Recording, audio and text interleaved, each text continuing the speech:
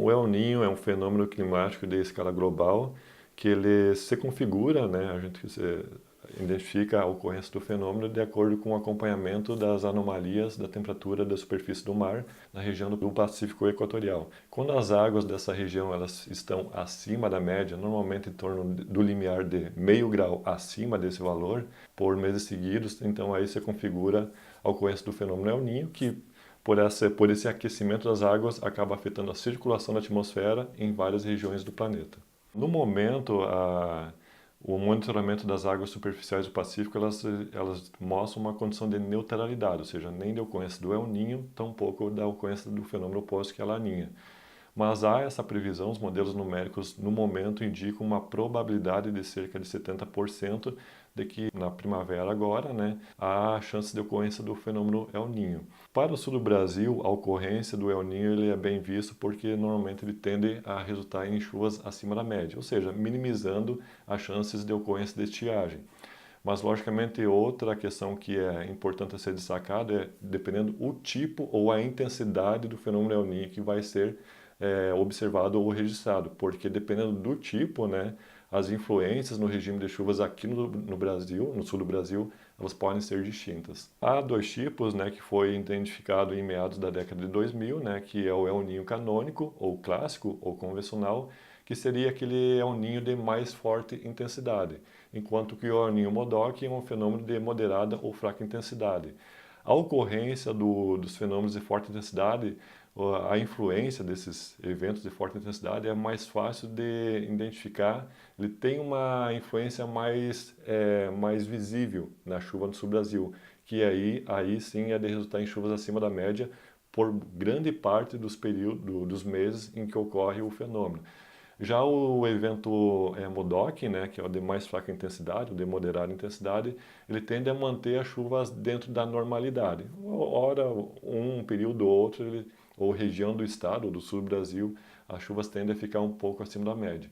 E justamente nesses eventos é que não se descarta a ocorrência de estiagens, porque normalmente nós pensamos que a ocorrência do El Niño não vai acontecer estiagem. E isso, os eventos anteriores ou eventos passados mostram que isso é uma forma errada de nós interpretarmos a influência do El Niño nas chuvas do sul do Brasil, ou seja, nós não estamos isentos de ocorrência de estiagens em anos de El Niño, mas logicamente que as chances são bem menores, né, de ocorrência de estiagens do que se não houvesse a ocorrência do fenômeno. Na hipótese de confirmar essa previsão, né, até então, de ocorrência do El Niño, o El Niño ele é um fenômeno que, de certa maneira, para o setor agrícola, ele é bem visto.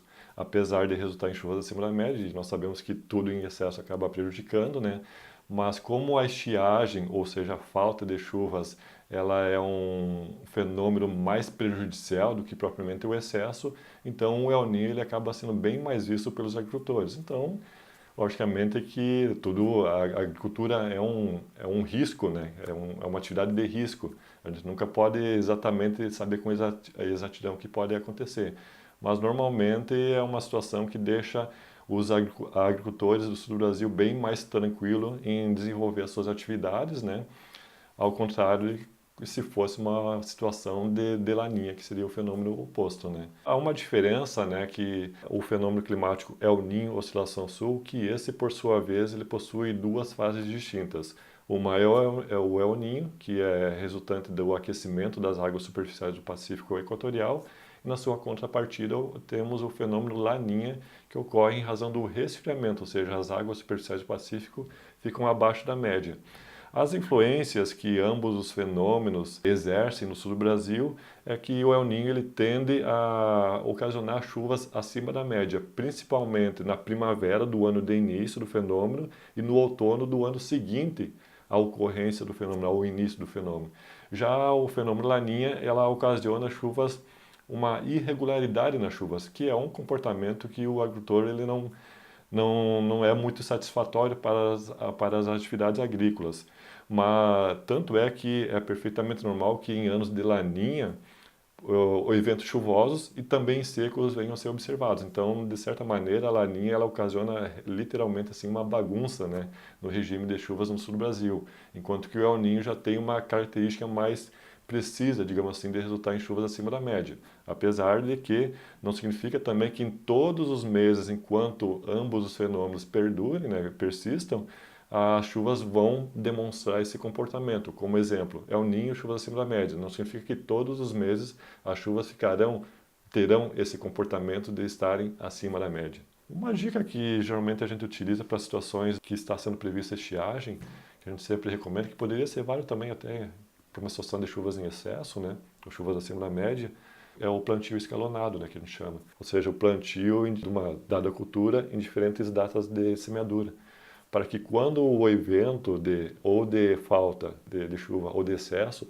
ela não atinja a cultura de uma forma homogênea, digamos assim. Não vai evitar que traga algum dano, mas pelo menos vai minimizar, não vai ser para toda a lavoura. E a gente sabe que as exigências de uma dada cultura, ela muda de acordo com as fases fenológicas, né?